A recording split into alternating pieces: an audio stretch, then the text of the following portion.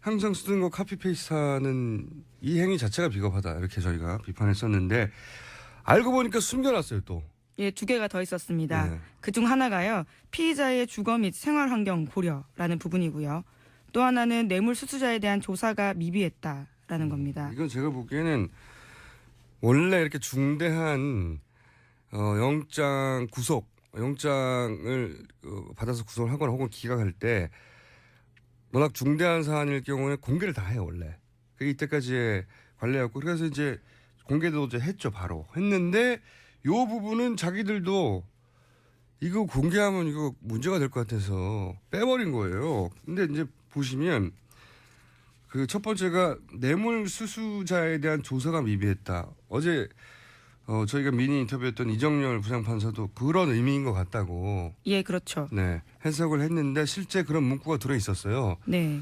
근데 이게 대상자가 대통령 아닙니까? 네, 심지어 대통령은 이미 검찰 조사를 거부한 전력이 있습니다. 그러니까 검찰 조사 때도 거부를 했고요.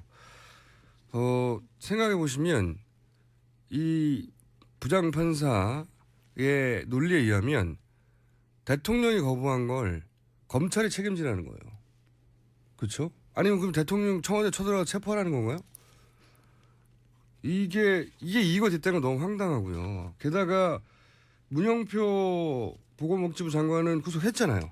네, 심지어 비슷한 사유라고 볼 수 있는 삼성 합병과 관련되어 있는 구속인데 이때도 박 대통령에 대한 조사는 없었습니다. 그러니까 그 형평에도 안 맞고 더 황당한 건 피의자의 주거 및 생활 환경이라는 문구예요. 이게 이제 보통 왜 증거인멸과 도주의 우려 얘기하잖아요. 네. 그런 문구를 사용하는데 저도 이거 좀 물어봤어요. 이상한 문구잖아요. 물어봤더니 피의자의 주거 및 생활 환경 고려 이런 문장만으로 영장을 기각한 사례를 본 적이 없다. 부장판사 출신들이나 검찰들이나 물어보면 이게 아마 이게 이제 적극적으로 해석해 주자면 그 피의자의 주거가 일정하고 그리고 그 주변과의 관계가 상식적으로 계속 유지되는 관계로 봐서 도주할 우려가 없다. 이렇게 판단할 때 그 이전 그 앞부분에 쓰일 수 있는 문구이긴 한데 그냥 피의자의 주거 생활 환경 고려해서 구속 안 한다. 이 얘기는 요 문장대로만 해석하면 재벌이 이렇게 감옥에 갈 수 있겠어? 재벌 의리의리한 집과 이런 데 살다가 갈 수 있겠어? 이렇게 해석될 수 있는 거죠. 이게 너무 말이 안 돼요. 정말 진짜 이상한 기각 사유예요, 이거. 거기다가 스스로도 오픈하지 않았다라는 점이 공개하지 않았다라는 점이요. 참. 그거 하나만 가지고도 비난을 받아야 돼요. 예. 그거 하나만 가지고도. 그리고 제가 오프닝 때도 얘기했지만 피해자가 무슨 가해자를 이렇게 걱정합니까? 지금 피해자라고 하는 삼성이 최순실 씨를 만나가지고 딸 페이스북 좀 하지 말라고 그래. 이렇게 한 거거든요. 삼성 그러니까 자기들이 피해자면 거꾸로 자기들이 돈 냈다는 사실이 막 드러나야죠. 그래서 더 이상 돈 안 뺏기게. 안 그래요? 그렇죠. 예. 이거 하나만 봐도 피해자 아니네. 공모네. 거래네. 여기에 무슨 대단한 법리 원칙 이런 거 필요 없는 거예요. 상식에서 판단해보면 피해자가 뭐 가해자를 이렇게 걱정해줘. 이렇게 생각하는 게 그냥 상식이죠. 이거 하나만 봐도 메모 한 장만 봐도 이렇다면 이해가 돼요. 예를 들어서 피해자가 감금되는 겁니다. 감금돼가지고 그 가해자 심리에 동조되는 거 인질 스톡홀름 신드롬 있잖아요. 예. 예. 내가 이재용 부회장이 독일에 감금됐었다. 그래서 최순실 씨가 오래 있다 보니까 최순실 씨의 심리 상태에 감정이입이 돼가지고 편을 들고 있고 그런 상태다. 그러면 삼성은 병원에 가서 정신감정 제출해야 되죠. 그럼 내 이해 가겠는데 말이 안 되잖아요 이게.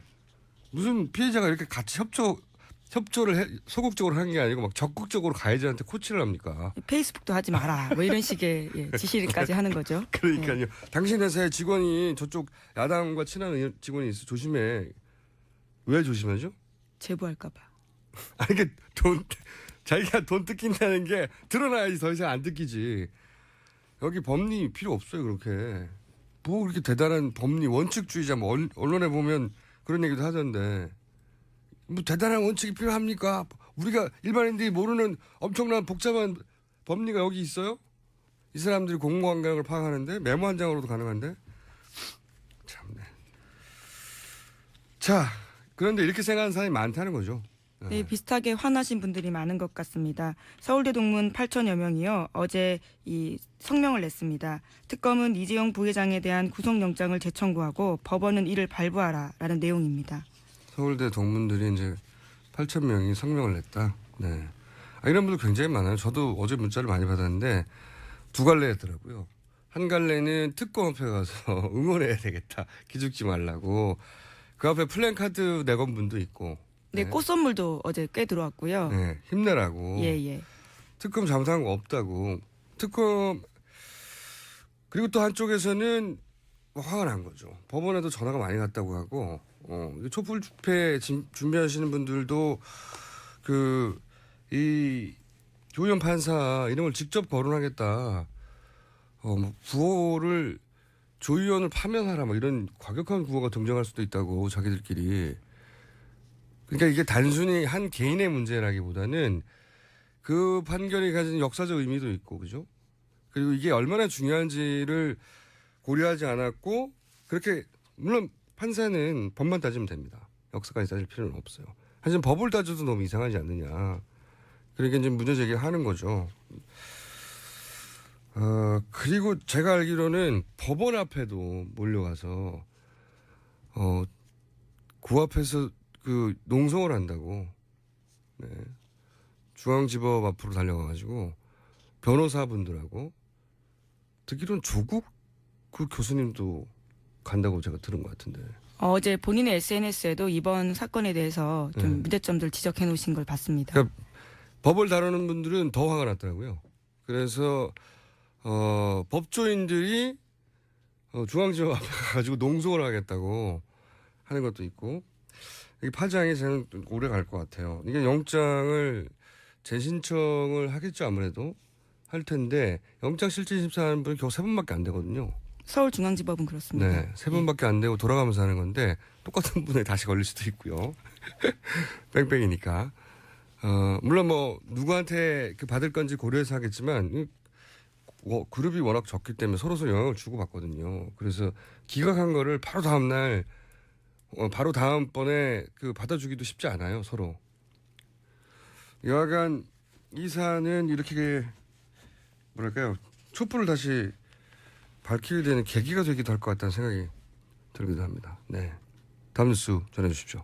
예, 관리의 삼성이라는 말 유명합니다. 삼성이 인맥관리 리스트 등 대외비 문건을 뉴스타파가 보도한 건데요. 이를 뒷받침해주는 내용입니다. 이 내부 문건에는 청와대와 특정 정부 부처가 협력 채널이라고 적시되어 있고요. 거기다가 정보기관, 청와대 비서실 이런 조직도가 함께 그려져 있다라고 합니다. 뉴스타파 보도죠. 삼성은 유명하죠 원래. 예, 이런 그러니까 한마디로 말해서 정부 주요 기관들의 누구를 관리해야 할지 그런 리스트를 삼성은 보유하고 있다 이런 보도인 거죠. 예. 이런 생각도 들어요. 이제 복잡하게 생각할 거 없고 자신의 가족이 자신의 뭐 아들이 딸이 구속영장 청구될 상황이 됐어요. 일반인의 아버지 가족이라면 어떻게 하겠습니까? 일단 법조계 아는 사람이 없나 전화도 해봅니다.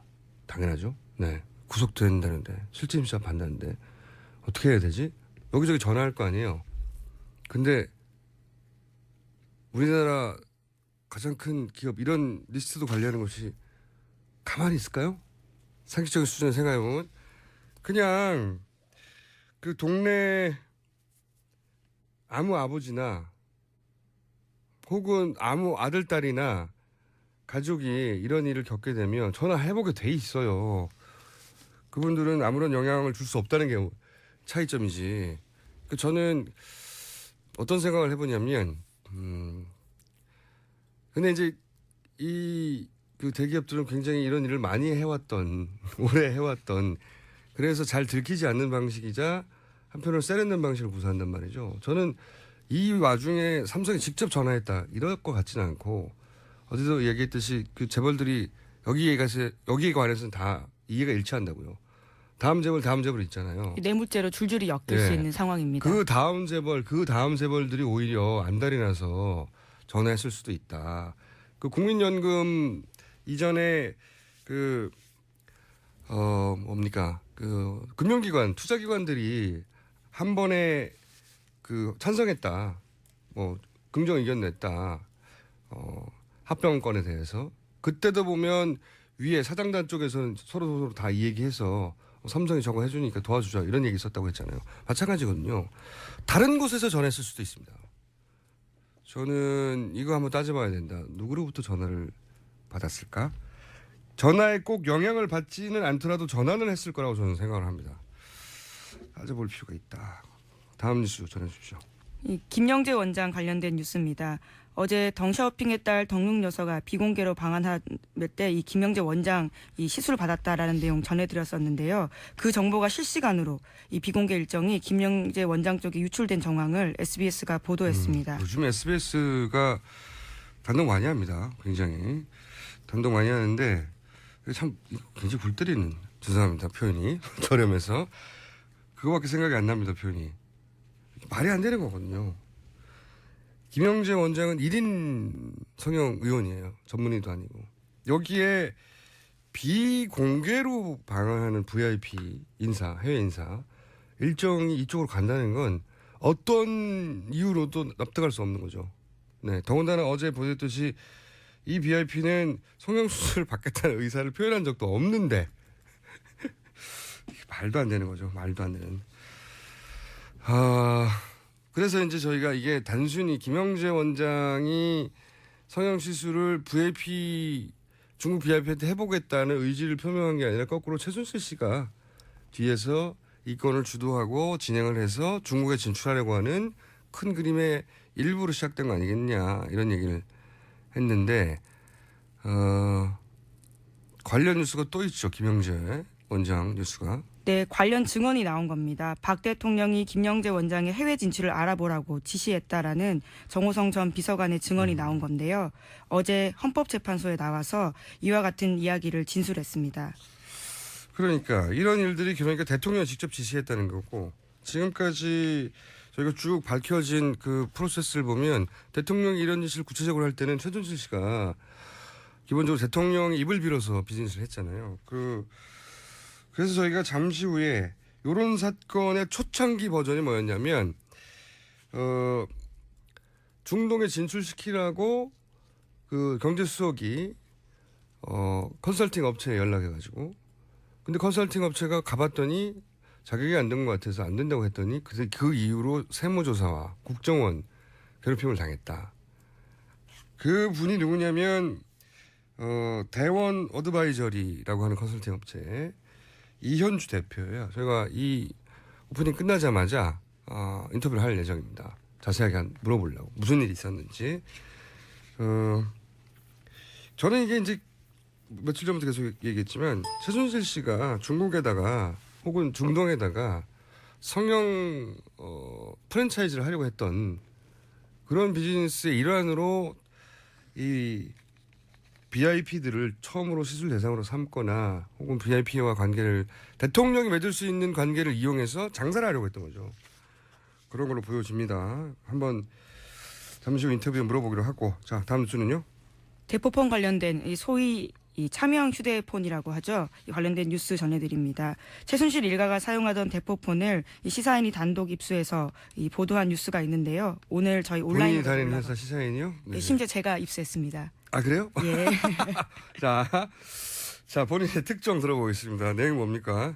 이 최순실 씨가 주도하는 한국동계스포츠영재센터라는 곳에 있었던 한 전직 관계자가 장시호 씨한테 받아서 가지고 다녔던 대포폰입니다. 이 대포폰에는 번호가 딱 3개가 저장돼 있었다라고 하는데요. 이 회, 짱, 김 이렇게 저장되어 있는데 여기서 회는 회장의 줄임말로 최순실이고요. 짱은 장시호, 김은 김종 전 차관을 뜻한다라고 합니다. 간단하게 얘기하면 장시호 씨가 나한테 연락하려면 이 폰으로 해 하고 준 거죠. 맞습니다. 네. 근데 그 폰을 받은 사람이 이제 그 본인에게 넘긴 거죠. 예, 그렇죠. 그렇군요. 근데 거기에 보면 딱 3개의 번호만 있다. 최순실, 장시호, 김종. 그러니까 이 세 사람은 뒤에서 비즈니스를 할 때 한 몸처럼 의논하거나 보고하거나 한 대상이었다는 거네요. 이 스포츠 관련된 이야기를 할 때는 확실하게 그렇게 움직였던 정황을 포착한 거고요. 거기다가 대포폰이라고 하는 이 불법적인 상황에 대해서도 이 사람들이 어떻게 움직였는지를 알 수 있게 해주는 거죠. 이게 범죄 집단들이 하는 짓인데 이게. 그럼 참 번호 대포폰 하나에 3개의 번호만 딱 들어서 요것만 사용하라고 딱 전달해 주는 거죠. 그렇죠. 네. 그런데 이런 대포폰이 많다는 거 아닙니까? 예, 실제로 그 제보자도요 대포폰을 여러 개 봤다라고 합니다. 심지어 저희가 건네받은 대포폰에도 이 노란색 뽀로로 반창고가 붙어 있었는데요. 뽀로로 반창고요? 예. 왜 이런 게 붙어 있냐라고 물어봤더니 이 핸드폰뿐만이 아니고 다른 대포폰에도 그렇게 반창고가 붙어 있다라는 겁니다. 헷갈릴까봐 그렇죠. 서로 다른 반창고를 붙여서 예, 아, 구분하는 용인 거죠. 이거는 여기서 해먹는 용도, 이거는 저기서 해먹는 용도 이렇게 사업별로 해먹는 사업별로 반창고를 따로 붙여놨군요. 왜냐하면 그 관련된 자들이 다 다르니까. 그리고 이런 대포폰을 대통령이 썼다는 거 아닙니까 지금? 어제 정호성 전 비서관이 헌법재판소에 나와서 이와 같은 진술도 했습니다. 대통령이 일명 대포폰을 사용했다라는 건데요. 이것은 현행법상 이 직접 개통해서 사용하거나 넘겨받아도 모두 이 처벌 대상입니다. 뭐 처벌 대상이냐 아니냐가 중요한 게 아니고 대통령이 대포폰을 왜 씁니까? 대통령이 왜 써요? 그럴 이유가 뭐가 있어요? 정호성 전 비서관은 어제 이렇게 말했습니다. 도청 위험성 때문에 만에 하나 대비해서 사용했다. 대통령 본인이 부릴 수 있는 사람이 몇 명인데요. 그냥 시키면 되죠. 본인의 말을 정말 이게 이유가 된다고. 이제 어쨌든 중요한 것은 초반에 박근혜 대통령이 대포폰을 사용할 수 있다, 사용할 가능성이 있다 이런 얘기가 나왔어요. 그죠? 저도 최순실 씨가 이렇게 대포폰을 쓴다면 정호성 비서관과 최순실 씨가 왜 박근혜 대통령과는 대포폰을 안 쓰겠냐 이런 얘기도 했던 적이 있고. 근데 이제 청와대에서는 말도 안 된다. 대통령이 대포폰을 쓸 리가 없다. 터무니없는 허위 네. 주장이다. 뭐 이렇게 반박한 적이 있습니다. 초반에 청와대에서는 다 터무니없다고 그랬으니까요. 그랬는데 이제 드디어 인정이 된 거죠. 대포폰을 썼다고. 예. 대포폰을 그리고 이 대포폰이 이런 식으로 관리됐다면 대통령도 하나만 쓰지 않았을 수도 있고 아니면 대통령은 모든 걸 최순실 씨 한 사람하고만 대포폰으로 이용하면 나머지는 이제 최순실 씨가 쭉쭉쭉 반창고별로 분류하여 했을 수도 있다. 예. 아, 이게 재밌습니다. 대포폰 하나밖에 입수 안 했어요? 우선 하나 입수했습니다. 예. 좀 더 김은지 기자의 특종입니다. 대포폰 입수. 좀 더 많은 대포폰을 입수해 주세요. 다른 반창고. 노력하겠습니다. 시간이 별로 없어서 제목 정도 읽고 넘어가야 되겠습니다. 네. 조윤선 장관이 블랙리스트와 관련해서 자백을 털어놨습니다. 아, 드디어 김기춘 전 실장이 시켰다라고. 그게 아니라고 하더니 시켰어요라고. 예. 제가 얘기했잖아요. 공직자들은 들어가면 다 털어놓는다고. 자, 그 다음은요. 예, 평창 올림픽과 관련해서요. 김상률 전 수석이 어제 헌법재판소에 나와서 대통령이 누슬리라는 업체를 콕 찍어서 평창 올림픽 사업자로 찍었다라는 이야기를 누슬리는 했고요. 최순실 씨하고 같이 일하기로 한 회사죠. 예, MOU를 맺었습니다. 네. 그리고 또 그 WK라고 하는 최순실 씨 회사와 관련해서 이 접촉을 하라면서 번호를 직접 주기도 했다는 대통령이. 겁니다. 네. 알겠습니다. 오늘 여기까지 하겠습니다. 지금까지 시사인의 김은지였습니다. 감사합니다. 김어준의 뉴스공장에서는